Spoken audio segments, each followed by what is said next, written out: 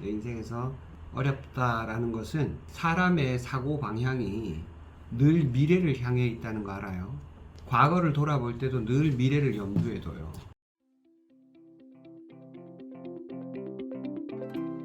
스토리 싱킹 마지막 회입니다. 마지막 회는 3부 싱킹에서 행동으로. 제가 좋아하는 김승호 선생님이 자기는 자기 믿음이 있는데 그게 생각은 그 자체로 에너지가 있다. 생각 그 자체가 에너지다. 이렇게 얘기를 하세요. 그래서 생각의 질이 그 사람의 삶의 질이다. 근데 말 그대로 생각만 하고 아무런 행동을 안 하면 실제 그거는 말뿐일 거 아니에요?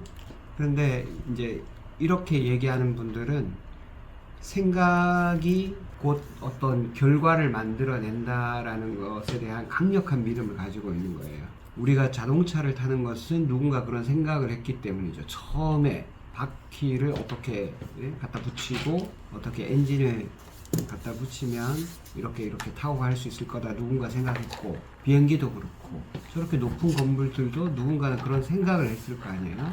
그러니까 인간 문명의 역사는 생각의 역사다. 그렇게 해도 과언은 아닐 것 같아요. 근데 누군가는 그거를 처음에는 거의 뭐 또라이 취급을 받으면서 했겠죠. 근데 우리는 지금 그런 걸 안 하잖아. 왜 그럴까요? 우리도 그런 재밌는 생각을 했을 때가 있는데 왜 그럴까요? 교육제도는 단편 얘기죠. 우리나라에는 무슨 문제가 생겼을 때 저렇게 얘기하면 90%가 정답이야. 교육이 문제다. 우리나라 교육이 문제다. 맞는 것 같아요, 진짜. 늘 눈치 보게 만들잖아. 뭐 어떤 정답이 있다라고 생각하고, 어디서 뭐 모임이 있을 때도 우리도 그래. 우리도 지금 이렇게 독서 모임을 해도 누군가 자기 얘기를 쉽게 쑥 이렇게 하기가 좀 힘들 때가 있잖아요. 누구 눈치 보느라고. 우리는 지금 많이 덜해졌죠. 우리 처음에는 굉장히 심했어요. 눈치를 본다는 거는 누구는 맞고 내가 말하는 게 틀리지 않았을까 이런 생각을 하게 되는 것 같아요. 그런 건 없어요. 다를 뿐이지. 이제 여러분도 살 만큼 살았으니까 알잖아. 정답이 어딨어, 정답이 있는 경우는 거의 없어요. 사회생활에서는. 그때 그 상황에 또는 그 사람에게 가장 좀 적절한 건 있겠지만 정답은 없죠. 그래서 정답이 뭐냐고 묻는 사람이 제일 심정은 알겠지만 답답해요. 거기 그때 맞는 적절한 대답을 내가 만들어가는 거죠. 내가 어쩌면 특별히 나한테 내가 하는 선택이 늘 정답일 수 있어요. 그러고 보니까 김성호 선생님이 한 말 중에 좋은 말이 또 하나 있어요. 내가 5년 전인가 6년 전에 그때 처음 만났을 때 그런 얘기를 하더라고. 중간에 강의 시간에 내가 언제나 옳은 선택을 할 수는 없다. 다만 선택했다면 내 선택이 옳았음을 증명하는 일만 남았다. 이렇게 얘기해요. 정말 완전 소름 돋았어요. 늘 옳은 선택을 하려고 하다가 아무것도 못하죠. 다만 선택했다면 그 선택이 옳았음을 증명하기 위해서 오늘 이 단락이 필요합니다. 싱킹에서 행동으로 3분간 우리 오늘 그 내용들을 다 읽어 오셨겠지만 한번 정리하고 이 3부에 대한 이야기를 해주셔도 좋고 또 이 책을 읽으면서 전반적인 이야기를 해주셔도 됩니다.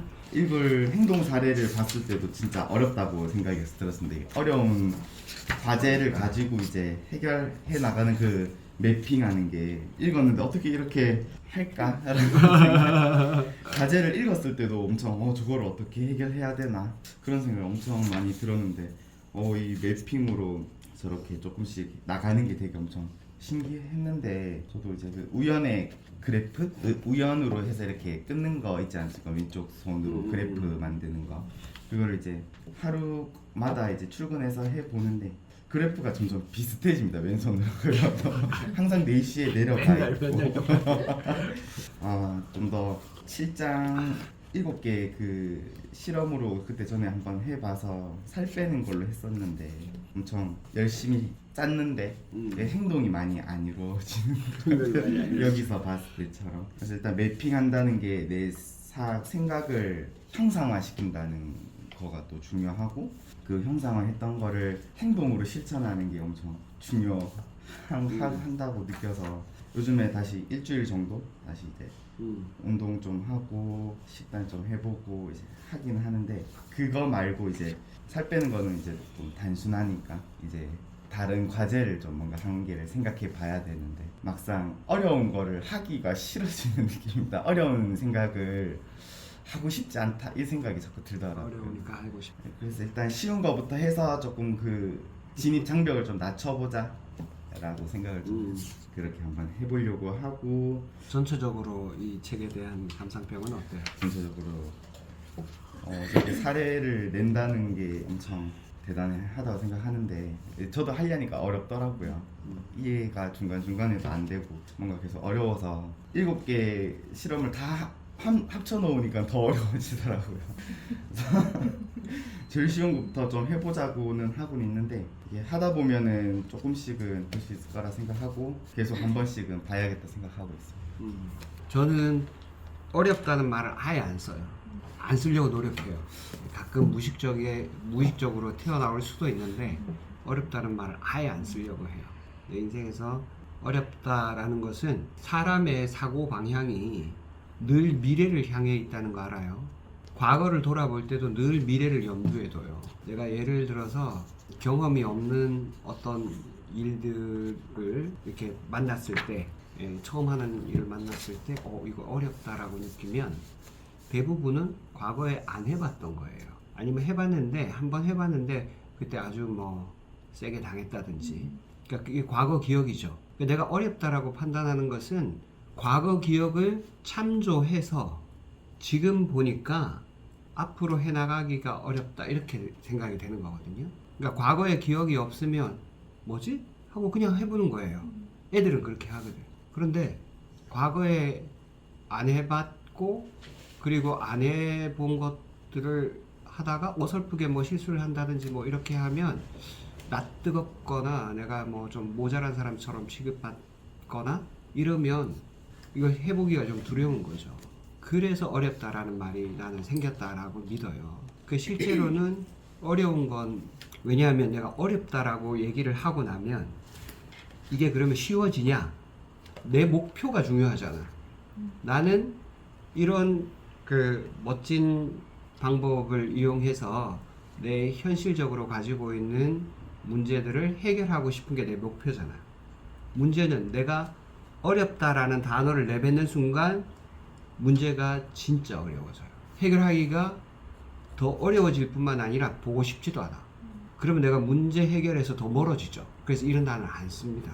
환자도 어려운 환자다 이런 말 안 써요. 안 쓰려고 해요. 쉽지는 않아. 쉽지는 않지만 특히 어려운 환자들 만날 때 가끔씩 그렇게 기도합니다. 진짜로. 내가 남들처럼 뭐 다 똑같이 고만고만한 그런 그 수련 과정이나 또 이렇게 진료를 해왔다면 이런 환자를 만났을 때 당연히 어렵게 느껴지겠지. 그래서 지금도 쉽지는 않은데 어쩌면 이런 환자들 때문에 내가 그동안 그런 여러 가지 온갖 일들을 다 겪어온 거 아닌가. 내가 그렇게 수많은 환자들을 만만치 않은 환자들을 겪어온 과정이 오늘의 이 사람을 만나기 위해서 그런 게 아닐까. 진짜로 그렇게 생각합니다. 그리고 때로는 금방 낫지 않을 수도 있으니까 진짜 기도도 그렇게 하고요. 내가 이때를 위해서 이런 사람을 위해서 내가 준비된 거 아닐까. 그러고 나면 이 사람을 다시 볼 용기가 생겨요. 잘 치료가 금방 안 되는 환자라도 이런 생각은 내가 이 환자의 문제를 해결하는 데 도움이 됩니다. 근데 와 어려운데? 그러면 맨날 어디 전원서 써가지고 어디 보낼 생각만 자꾸 하게 돼. 볼 때마다 부담스러우니까. 실제로 보는 환자들 중에서 몇몇은 진짜 오는 게 정말 나도 마음이 묵직한 사람들이 있다고. 근데 그럴 때마다 아니 진짜 그 뭐 수술을 받거나 그래야 되는 사람 같으면 당연히 보내야 되지만 이미 뭐 대학병원 다 갔다 오고 뭐 온갖 데 다 갔다 온 사람들 어디다 보낼 데가 있어야 보내지.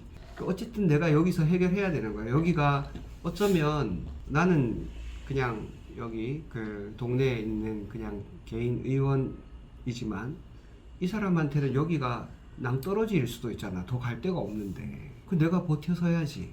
다른 방법이 없잖아요. 그런데 그럴 때 어렵다라고 얘기하면 같이 넘어진다. 그래서 나는 이거를 difficult라는 말을 안 써요. 그래서 challenging이라는 말을 써요. 굉장히 도전적인 과제다. 그래서 내가 만약에 이런 내용을 우리 아이들이 어렸을 때 내가 알았다면 아이들한테도 그 말을 쓰지 않게 했을 거예요. 이게 어려운 게 아니다. 낯선 것이고 익숙해지면 아무것도 아니다. 어려운 것이 익숙해진 사람, 이런 사람을 대가라고 하는 거예요. 누가 봤을 땐 되게 어려운데, 예를 들어서 그 누군지 모르겠다. 그 바이올린 대가가 있는데 그 사람이 정확하게 이름은 기억 안 나는데 바이올린 줄이 네 줄인가? 그렇죠. 일부러, 근데 그 사람 일부러 그랬다는 거야. 일부러 중간에 줄이 하나 끊어지고도 계속 연주하고 또 하나 끊어지고도 또 계속 연주하고, 일부러 그랬다는 거야. 일부러. 이거는 말도 안 되게 어려운 일이잖아요. 그런데 그 많은 사람들 앞에서 줄이 하나 끊어져 나가는데 멈추지 않고 계속 연주하고 또 하나 더 끊어졌는데 또 연주를 계속하는, 정말 어려운 일이지만 그걸 자기가 의도한 거예요. 그리고 그게 연습이 돼 있었다는 거야. 이런 사람을 대가라고 하는 거죠. 지금 대한민국은 대가를 만들어낼 수 있는 시스템이 아니야. 아까 얘기한 교육 때문에. 정말 어려운 거에 도전해볼 용기를 안 줘. 애들 초등학교 때부터 뭐 맨날 동그라미 X. 나는 우리 애가 그 초등학교 때 뭐 저를 닮아서 수학을 별로 못했어요. 나도 수학 잘 못해갖고. 그래가지고 수학 공부하는데 동그라미 치고 이렇게 끝잖아. 이거 안 했어요. 이거 쫙쫙 빗금이 끄어져 있는 거 보면 나도 마음이 아프고 애도 불편해요. 그래가지고 어떻게 했냐면 그림을 그렸어. 이렇게 그림을 그렸어. 뭔가 놓쳤다. 그리고 뭐 잘하면은 넘버원 이런 거 표시해주고, 어쨌든 맞다 틀리다는 게 아니라 내가 뭔가를 놓쳤다 이런 느낌이 들게 하려고. 그러니까 맞다 틀리다라고 판단하는 게 얼마나 그 사람을 창의력을 다 까먹었는지. 우리가 이 책을 어렵게 느끼는 게 다 그런 것 때문이야. 누가 맨날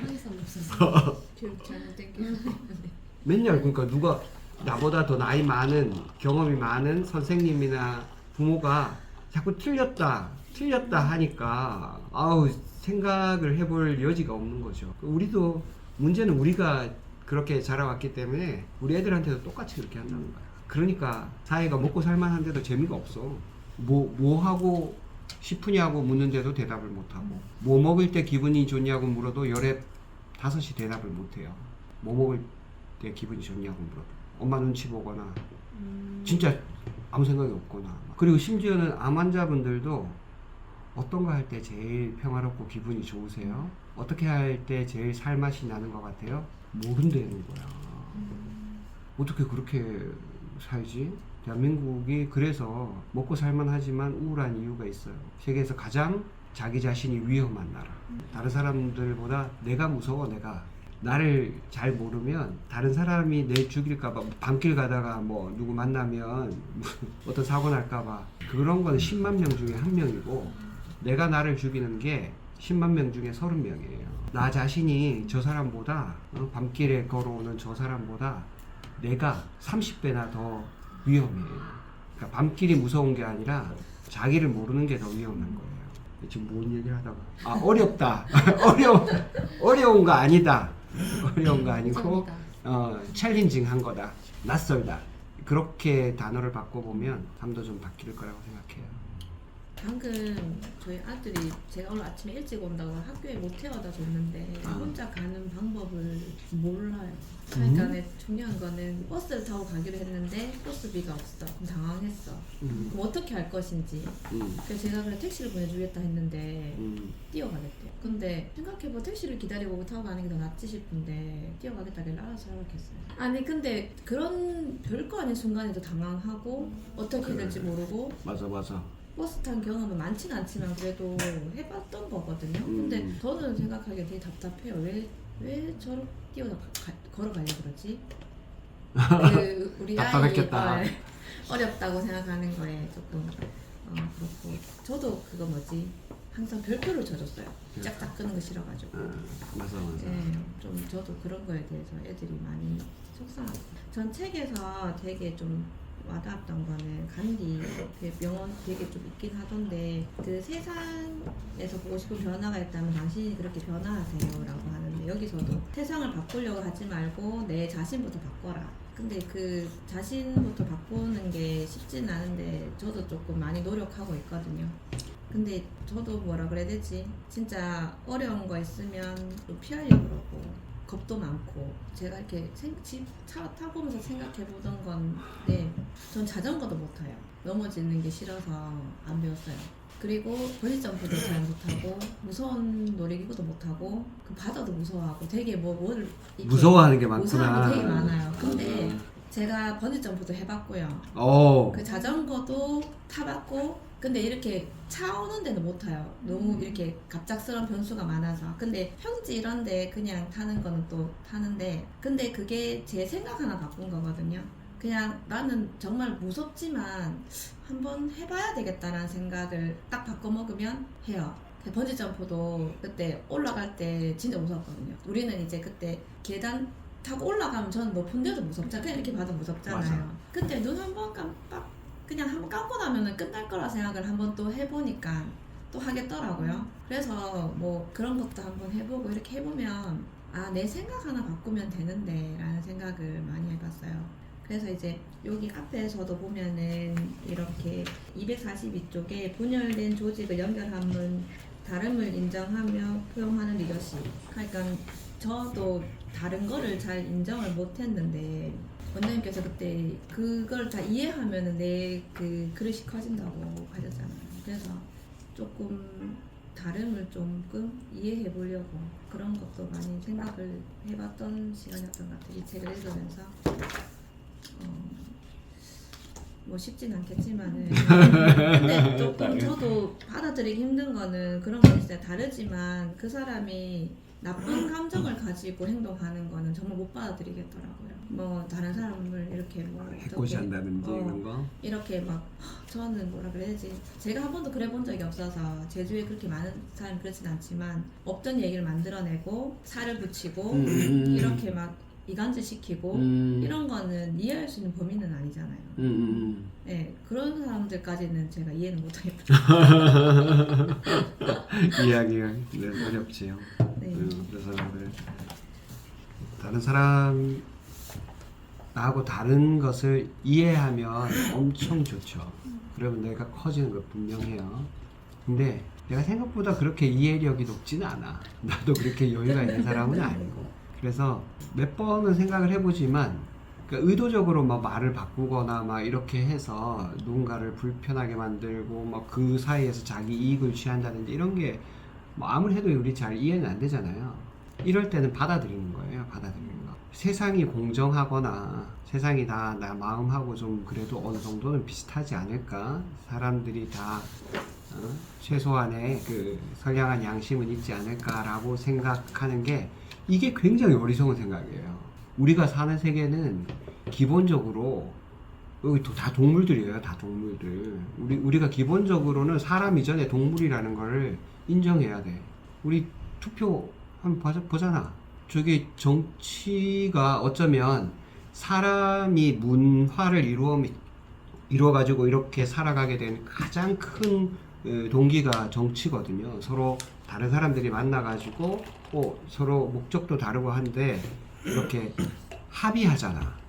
응? 서로 의견을 좀 절충하고 지금 우리 정치하는데 저거 동물의 왕국이지. 저게 무슨 합의도 없고 뭐 말도 안 되고 뭐 야 진짜 뭐 저기는 동물원인가 국회는 동물원인가 이런 느낌 많이 들어요 나는.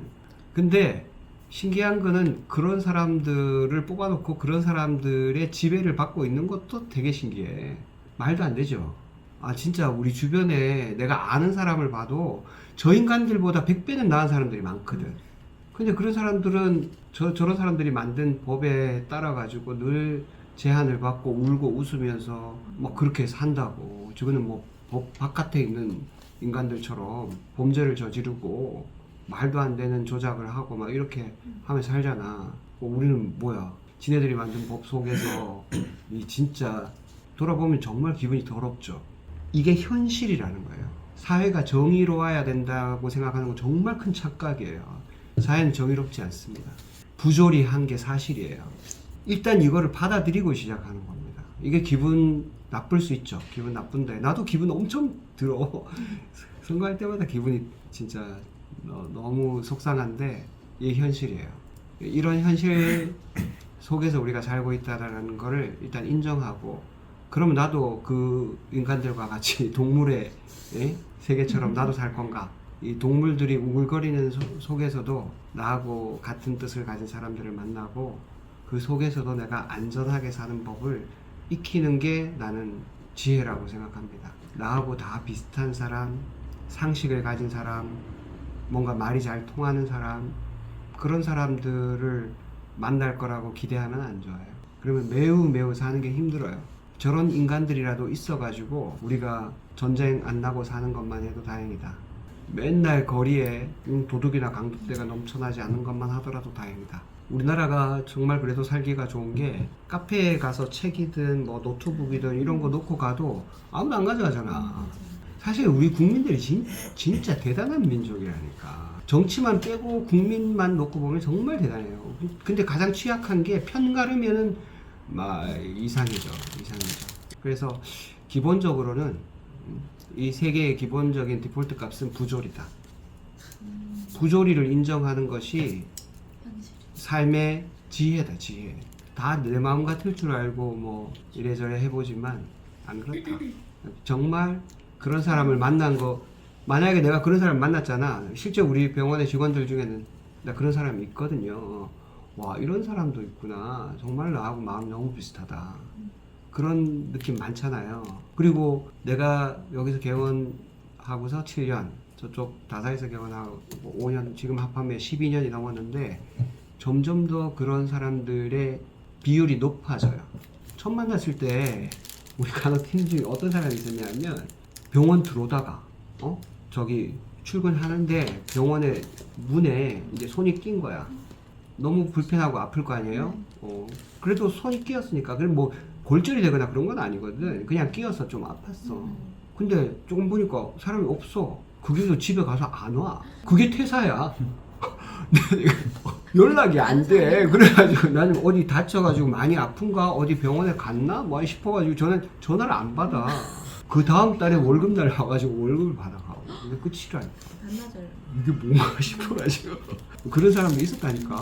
근데 지금은 물론 그런 사람도 없고 점점 더 마음이 맞는 사람들이 생겼잖아요. 이게 당연한 게 아니라니까. 이게 정말 복이라니까. 이런 사람들을 이 당연하고 내 생각하고 다른 저런 인간들이 또라이다 이렇게 생각하면 어렵다니까요. 또라이가 정상이고 나하고 마음을 이렇게 나눌 사람이 있다는 게 이게 축복이라니까. 세상의 디폴트 값은 부조리예요. 그리고 그 부조리 때문에 어쩌면 우리가 만물의 영장이 됐는지도 몰라요.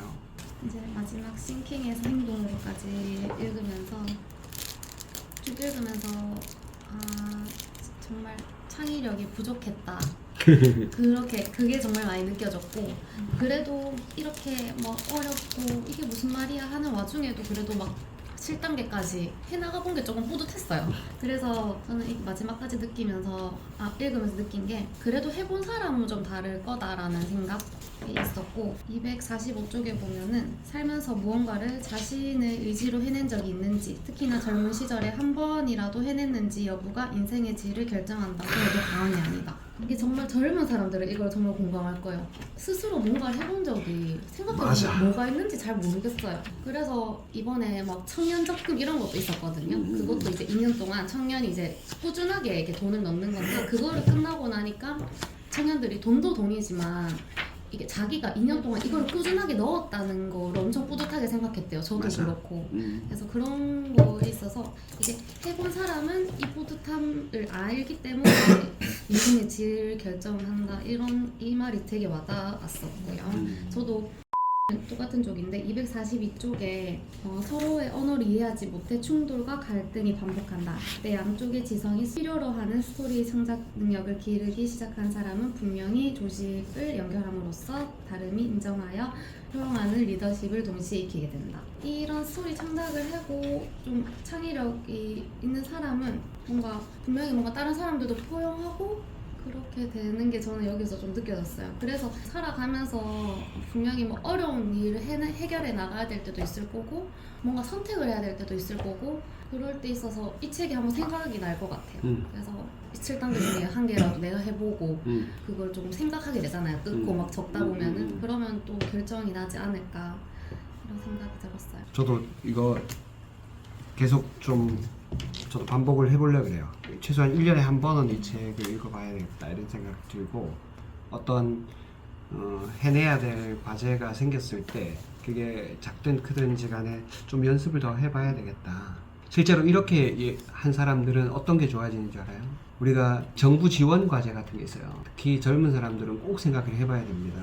그래서 내가 누군가에게 내가 할 일을 알려주고 이것을 얼마나 내가 창의적으로 접근했는가 라는 프레젠테이션을 할 때 스토리가 빠지면은 거의 선택이 안 됩니다. 그 스토리가 있어야 돼요. 그게 사람을 움직이는 힘이에요. 그리고 그 사람의 생각의 질이기도 하고 그래서 이거 되게 중요해요. 진짜로 중요해요. 그래서 내가 누군가의 지원을 받는다는 거잖아요. 정부의 지원을 받는다는 건 그런 분야의 전문가 사람들한테 내가 그 사람들을 설득하고 그 사람들의 마음을 움직였다는 건데 내가 그걸 잘 할 수 있다면 정말 훌륭한 사람이거든. 그런 거를 자기가 스스로 해보지 않은 사람들이 대부분이죠. 근데 그걸 막상 해보면 사람의 마음이 어느 때 움직이는지 알게 돼요.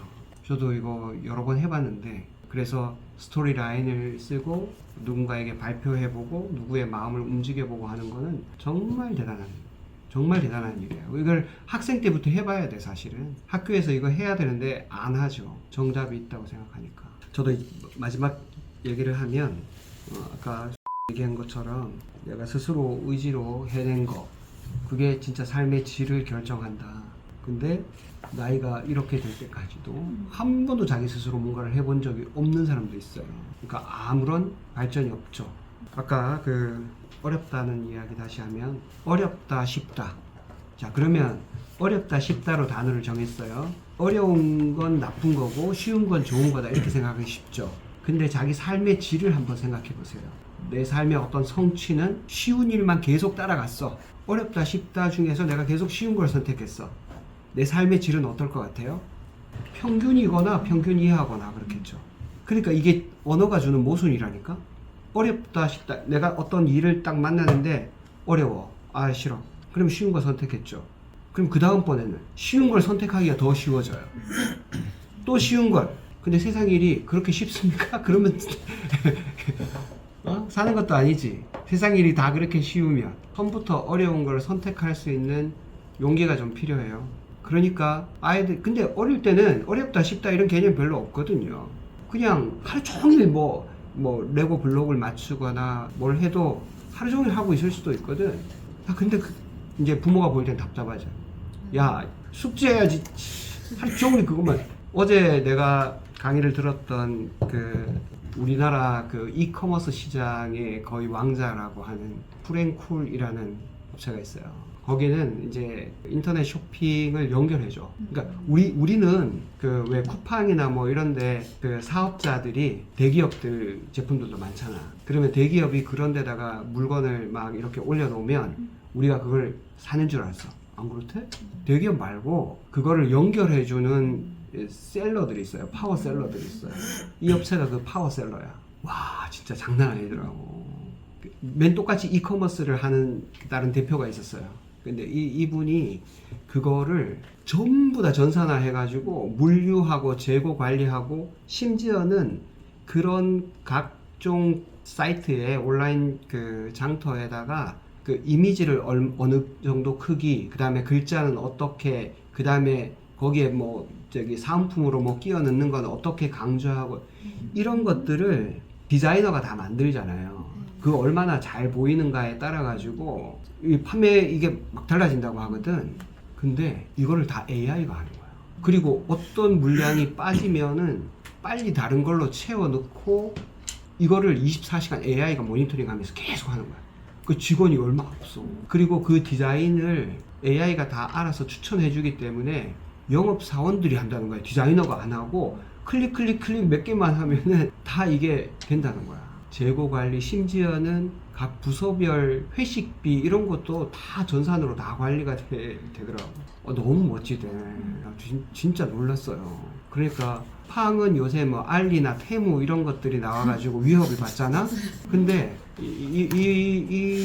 그 업체는 그런 거에 전혀 영향을 안 받는 거야. 오히려 경쟁자들이 많이 나오면 나올수록 좋다는 거야.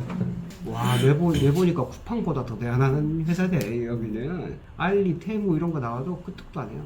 근데 그분이 그 집안에 그 자녀가 세 사람이 있었는데 유일하게 사립대를 갔다는 거야. 나머지 그 위에 형이랑 누나는 다 국립대를 갔죠. 국립대는 우리가 얘기하는 S대 서울대를 다 갔어. 부모님도 둘 다 서울대를 나왔어. 근데 이분은 맨날 놀았어. 고등학교 때도 놀고 재수, 삼수, 사수까지 하면서 계속 놀았대. 그리고 아버지가 서울대를 나와서 공인회계사였대요. 그래서 큰 회계법인에서 일하다가 그러니까 다 집이 유복했죠. 그런데 이분이 사수해가지고 사립대를 들어갔는데 뭐 사립대도 한양대긴 하더라만요. 하나같이 가족들이 그렇게 생각했대. 나머지 4사람이 다 서울대니까 어떻게 우리 집안에서 서울대를 안 갈 수가 있지. 정말 신기하다. 아마 이렇게 얘기를 했대. 근데 이분 하여튼 노는 걸 좋아해서 계속 놀았대요. 근데 군대 갔다 와가지고 이제 계속 학사 경고를 맞으니까 어쩔 수 없이 군대를 갔잖아. 그 군대 가가지고 뭐 행정병 하면서 이 전산, 이 한글, 엑셀, 파워포인트 이런 거를 엄청나게 했대. 왜 그랬냐 하면 선임이 후임을 갈굴 때 마우스를 가져가 버린대. 단축 키만 가지고 해야 된대. 그러면은 엄청 빨라진 거야, 막. 그러니까 어렵잖아, 이것도. 이거 어렵다고 했으면 못했겠지. 근데 뭐 군대에서 뭐 별 수 있나.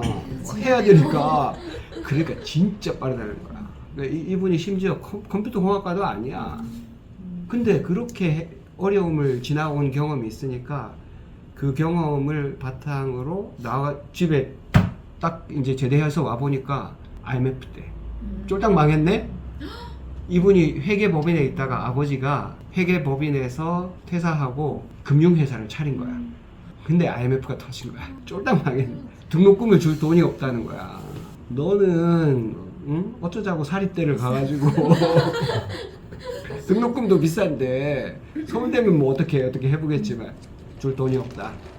그러니까 이제 발등에 불이 떨어졌잖아. 그러니까 맨날 놀다가 방법이 없네. 그래가지고 그때 당시만 해도 이커머스라고는 옥션밖에 없었을 때야. 옥션이 있고 다른데 뭐 프리첼에서 만든 무슨 사이트가 있었대. 거기가 값이 조금 더 쌌대. 그래가지고 막 그 연결을 한 거야. 옥션은 35,000원 하는데 프리첼에서 만든 사이트는 29,000원. 그 자기는 6,000원. 그 옥션에다가 내놓고 프리첼에서 사가지고 자기한테 물건이 오르지도 않고 프리첼에서 바로 그 옥션에 주문한 사람한테 가게 한 거야. 그 자기는 뭐 돈 하나도 안 들이고 계속 남는 거지. 그러니까 한 달에 수백만 원, 200만 원 이상 벌었다는 거야. 뭐 등록금 하고도 남게. 그런 과정을 몇 번 거쳐가지고 이커머스 왕자가 된 거예요. 내가 보기에는 그 사람의 힘은 뭐냐?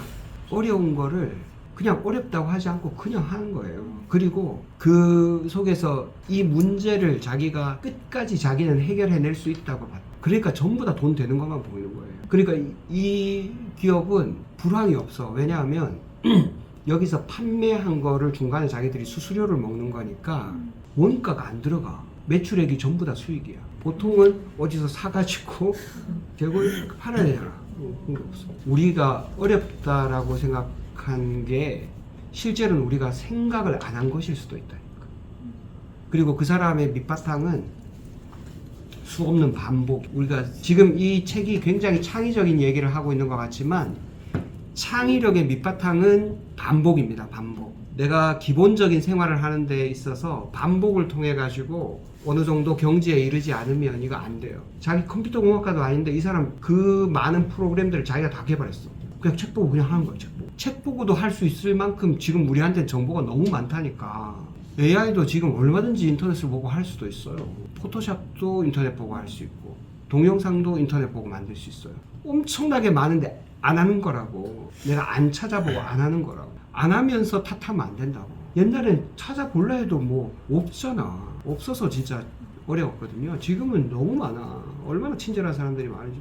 심지어는 치료도 그래요. 치료도 테크닉 찾아보면 진짜 많아. 정말 잘 알려주는 사람도 많고. 이런 세상에서도 못하면 못하는 거예요.